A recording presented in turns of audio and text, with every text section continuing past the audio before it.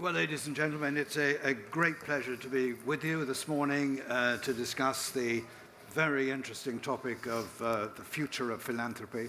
And I always feel this is a little bit of a counterpoint to some of the other discussions that take place in a financial conference. In order to get our discussion going, I'd very much like to ask our panelists to describe the work at their own organizations, and how they see the opportunities and challenges developing in the world of philanthropy at the moment. Rockefeller Philanthropy Advisors is a consulting firm, really, focused in the philanthropy area.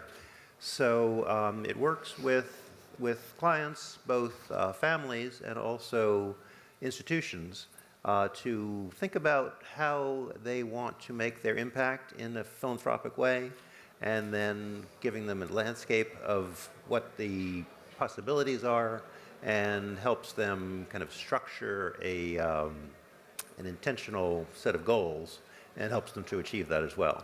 So my foundation has been founded on two pillars of philanthropy: women empowerment entertainment, because I believe it's very important that we give the women of the world a voice, and especially through all forms of media, but primarily through film, through television, and through writing. And also I have a crossover to the people of determination, because what I feel is they are determined. They don't want a handout, they want an opportunity. And so what I have done have bridged that gap between the people of determination and my foundation world. And just a small example would be, I have now a partnership with Gallaudet University in the United States, which is the University of the Deaf. And a very dear friend of mine has her media company there and is teaching the deaf how to animate. So to do animatrons and do characters for the films that your children watch, the Pixar films.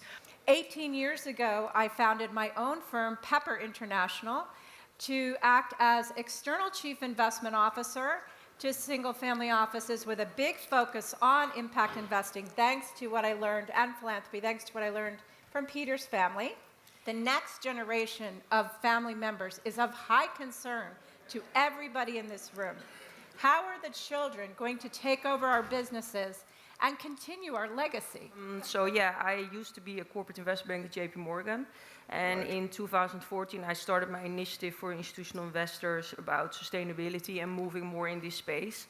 So if you look at now, there's 1,000 trillion of assets out there, on which like 500 billion is only impact investing. So I would say, take 10% more of that into impact, and I think we only have one planet. Right. So in the end of the day, I think that is what we try to achieve here.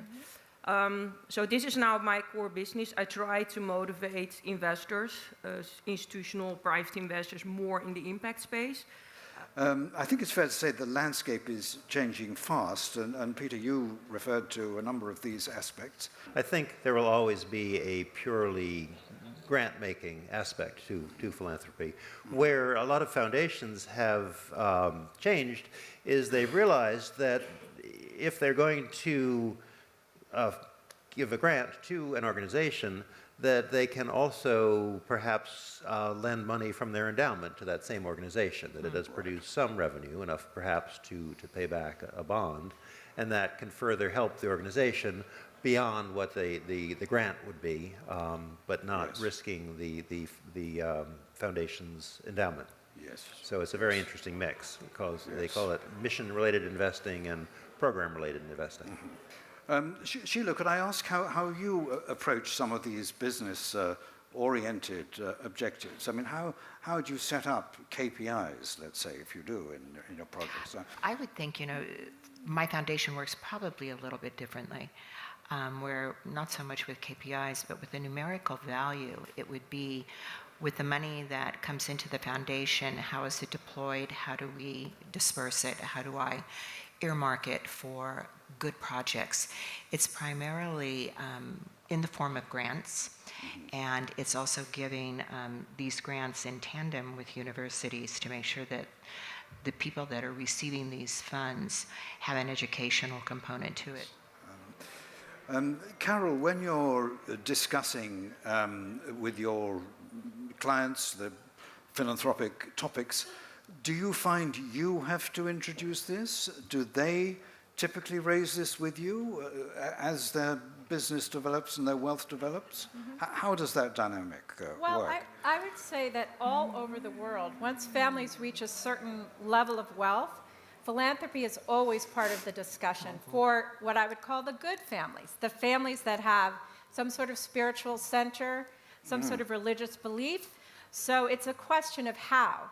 How are we going to do this? When you have a focus, you can then be much more effective because you can also find partners with other families who have the same focus. And then 1 + 1 can equal 3. So let's say there's somebody in America like Sheila who wants to do women in film, but there's a woman here in the Middle East or a family in the Middle East who wants to help encourage positive films, because I can also speak for Sheila. She only will do films that have positive impact and positive content, that are not Right. violent and negative. Would there be any questions from our very distinguished panel? The question is, what is the difference between the impact investments and endowment or similar investments? Is there similarities or differences? If you can elaborate on this. Well, an impact investment, there are three components to make it. One is intentionality. You want to make an impact, a social impact. The second is you expect a return. You want your money back and you want to make a profit out of it. And then the third aspect is that the impact is measurable. You can actually say, we educated so many children, or we reclaimed so many acres of wilderness, that sort of thing. So that is different from a grant, where certainly you want to produce impact, but you're not looking for the return. Thank you very much. Big hand for our panel. Doing a wonderful job.